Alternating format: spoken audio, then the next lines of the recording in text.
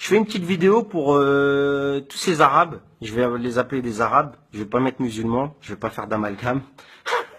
À tous ces Arabes là, vous savez, tous ces Arabes qui pendant 24 heures ils étaient terrés, ils fermaient leur gueule, ils osaient pas parler parce qu'ils savaient que la situation était tellement chaude qu'il fallait pas commencer à parler.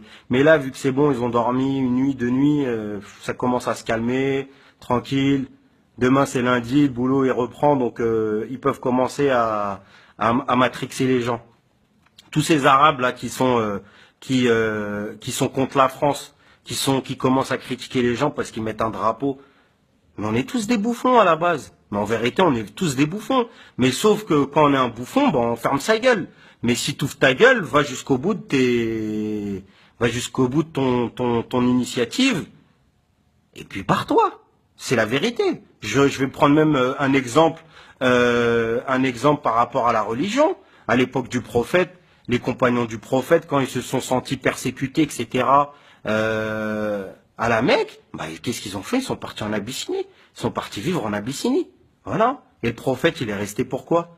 Il est pas resté à la Mecque pour foutre le bazar ou quoi que ce soit. Il est resté pour essayer de continuer à délivrer un message de paix, à avoir un bon comportement. Ils lui ont mis comment dire, des organes, des abats de chameaux, de chèvres, etc. sur lui pendant qu'il priait. Ben, sa fille, elle est venue, elle lui a nettoyé son dos. Il s'est relevé, il est rentré chez lui. Enfin, il y a le comportement du prophète nous a montré par l'histoire que faut continuer à être droit.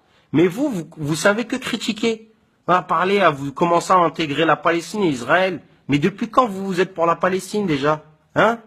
Vous qui mettiez les jeans diesel, dès que des juifs ils mettaient du diesel, dès que les juifs ont commencé à mettre des paires de Jordan, vous êtes partis en acheter par 12. Dès que les juifs ont commencé à mettre les doudounes là, les doudounes Canada Goose, etc. Je crois que c'est ça la marque Canada Goose. Hein, on les voyait les feuilles qui mettaient ça avec les grosses fourrures. C'est nous les robeux, on a commencé direct à recopier sur eux, d'accord? À mettre des lunettes Marc Jacob. Marc Jacob, il est quoi? Il habite à Gaza, Marc Jacob. Marc Jacob, c'est quoi? C'est un feuille et vous mettez avec des lunettes. Donc moi, je pars du principe que si t'aimes les Jordan, t'aimes toutes ces choses-là que les feuilles y font, ferme ta gueule. Voilà. Tu fermes ta gueule et tu marches. Tu suis la foule. Tu suis la foule de bouffons. Voilà. Parce qu'on est tous des bouffons. Mais si tu ouvres ta gueule et derrière, tu fais rien de carré, moi, je comprends pas. Moi, je comprends pas. T'es pas content, la France, le ceci, cela, mec, barre-toi au bled. Barre-toi au bled, hein, le bled où dès que t'es en voiture, les flics ils viennent, ils t'inventent des feux rouges cramés pour essayer de te gratter 200 ou 300 dirhams, alors que t'as rien fait du tout, tu peux même pas ouvrir ta gueule. Soit tu payes cash, soit ils viennent, ils t'enlèvent ta voiture à la fourrière. Encore à la limite ici, quand t'as cramé, ils t'envoient la photo, etc. T'as 45 jours, tu peux faire un papier au tribunal de police pour dire que c'était pas toi, etc., etc. Alors vous êtes pas content de quoi? C'est vous qui bouffez le système. Vous êtes là, vous dites vous êtes en train de niquer la France, mais la France c'est rien, la France. La France c'est une coquille vide. La France c'est une coquille vide, c'est les Français qui font qu'il y a la France. Tu crois quand t'es là que t'es en train de gratter le RSA, quand t'es en train de taffer au black à côté? Tu crois que tu niques qui? Tu niques la France? Non, tu niques nos impôts. T'es pas content quand tu déposes ton gosse à l'école et qu'il fait de la peinture et il fait il met sa main sur de la pâte à sel, etc. Il fait de la pâte à modeler, il joue, il fait des sorties, t'as donné rien du tout, tu donnes zéro, tu grattes tout. T'es pas content ça? Tu ramènes ton gosse, il joue, il vient, il dit, ah, tiens papa, regarde ce que j'ai fait aujourd'hui, un machin. C'est grâce à quoi? C'est grâce à nos impôts, c'est grâce à l'impôt des Français. Et l'impôt, déjà, l'impôt, rien qu'on va prendre l'islam, l'impôt, il existait au temps de l'islam. Il leur prenait un certain nombre de chameaux, un certain nombre de chèvres, etc., des tissus, les commerçants, ils les collectaient, et puis ils les repartageaient, ils les redistribuaient aux pauvres de la Mecque et de Médine. Mais ça a toujours existé. Faut savoir que les premières, les premières allocations familiales, c'est le calife Omar ibn al-Khattab qui les a créées. C'est lui le premier à avoir créé. Et ça, c'est même dans la constitution irlandaise, il y a écrit les allocations familiales selon la création de Omar ibn al-Khattab à Médine. D'accord? Ça, c'est des choses vraies. Donc vous êtes là, vous voulez niquer le système, vous voulez niquer machin, alors que dès que vous êtes en Thaïlande, vous êtes à Marrakech, vous parlez que français, vous êtes content quand les gens ils vous répondent en français, parce que vous êtes des clandos, vous savez même pas parler, vous êtes incapable d'aligner deux mots d'anglais ou deux mots d'arabe. Vous êtes content, vous êtes fier là quand vous êtes au bled ou vous êtes à l'étranger, que les gens ils vous parlent en français, ouah, t'es français. Et puis là, quand vous êtes en France, vous faites les rebelles. Arrêtez de faire les rebelles pour rien du tout. Vous êtes rien rebelle. Vous êtes rien rebelle, vous êtes que des bouffons, vous profitez du système, vous êtes des haineux de la vie. Vous êtes des haineux de la vie, que des voleurs. Vous voulez que les gens ne fassent pas d'amalgame, ils ont raison de faire de l'amalgame. Qu'est-ce que vous faites? C'est à nous de nettoyer l'islam ici. C'est à nous de nettoyer l'islam, de donner des millions et des millions à des mosquées. Au final, le tapis, il a jamais changé. Il y a des mosquées, ça fait depuis 1980, ils collectent de l'oseille. Et la mosquée, elle a toujours pas bougé. Et tous ces conférenciers là, ils font des conférences, ils travaillent dans quoi ces gens-là? Le prophète encore c'était un éleveur de chèvres, etc. Les compagnons c'était des charpentiers, c'était des commerçants. Abou Bakr dire que c'était un commerçant, et ces personnes-là, on n'est rien à côté d'eux.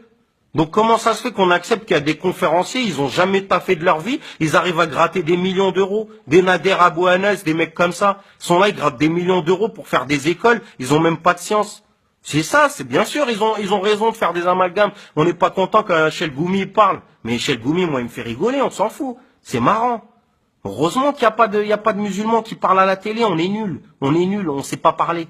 Je préfère quand mes potes athées, mes potes chrétiens, ils parlent mieux que nous, ils nous défendent mieux que nous. J'ai vu là depuis 2 jours comment les gens ils nous défendent sur Internet, c'est énorme. J'ai jamais vu ça de ma vie. Ils parlent mieux que nous, ils donnent même des versets du Coran. Mais tout ça, c'est grâce à quoi? C'est parce que autour d'eux, ils ont des musulmans, des personnes qui sont converties, qui ont un bon comportement, qui les aident à ne serait-ce qu'à tenir la porte, à attendre l'ascenseur, à porter le pack d'eau de la voisine qui a 80 ans. C'est ça le bon comportement. C'est de se comporter correctement, d'aller bosser, de contribuer à la société. C'est pas toi, t'es là, t'es en train de gratter le RSA, tu grattes tout ce qu'il y a gratté dans la société et dire ouais, moi je parle français, nanana. Tu crois quoi? Les impôts, tu crois c'est quoi? Ça fait payer que les bombes pour bombarder la Syrie.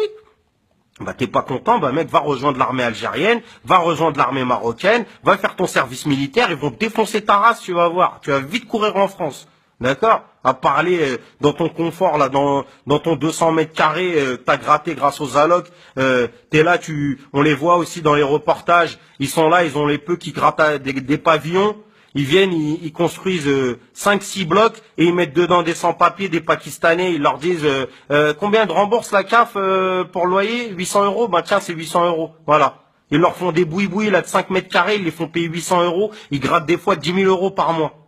Et eux-mêmes, ils sont au chômage aussi. Et ils grattent 10 000 euros sur la misère des gens. Voilà. C'est ça le comportement des arabo-musulmans d'aujourd'hui qu'il faut combattre, qu'il faut dénoncer. Ces gens-là, faut les balancer. Faut les balancer aux flics pour nettoyer. C'est comme ça qu'on nettoie l'islam. Et pas quand il y a Daesh. Qu'ils aillent se faire enculer, Daesh. C'est quoi ça, Daesh? Qu'est-ce qu'ils racontent? C'est là que c'est des caïras de cité qui avaient rien à faire. Ils ont cru que c'était dans des jeux vidéo. Et le pire, hein, c'est que encore ceux qui pensent que ça, il y a encore de l'anti-musulman, etc.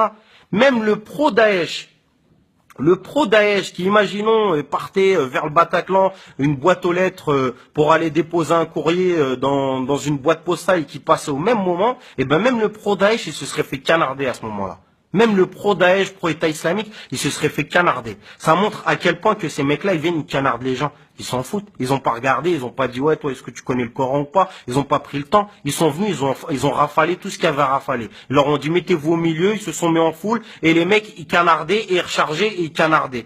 D'accord? Donc voilà, c'était juste un petit message que je voulais délivrer parce qu'il y en a marre de tous ces Arabes là qui parlent à tout va, qui connaissent rien du tout. Je sais même pas s'ils font la prière ou pas, s'ils la font, tant mieux pour eux. C'est pour vous que vous la faites de toute façon. C'est pour Dieu. Voilà, tous ces profiteurs là qui ils parlent pour rien. Ils voient un drapeau, on dirait je sais pas ce qui machin. Et dès que Zidane il a mis 2 coups de tête en Coupe du Monde, ils étaient bien contents d'aller sur les Champs-Élysées et de voir Zidane président. Voilà. Donc réveillez-vous, arrêtez de croire que les gens ils sont racistes, les gens ils sont pas racistes. Il y a des racistes, mais nous-mêmes on est les plus grands racistes. Nous-mêmes on met le Karcher, on met le lave-vite dès qu'on voit un Rome qui s'approche pour essayer de nettoyer notre pare-brise.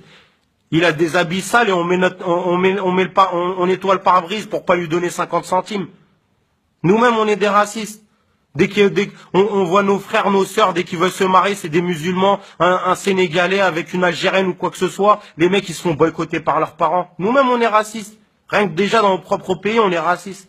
Genre, faut pas s'étonner quand les gens, ils connaissent rien à l'islam, ils voient des mecs, leurs enfants se faire canarder. C'est normal, ils ne connaissent rien du tout. Donc faut accepter, faut avoir un peu de retenue, expliquer les choses avec gentillesse, arrêter de faire ceux qui boycottent tout et n'importe quoi sans aucune logique. Voilà. Allez, peace and love les amis.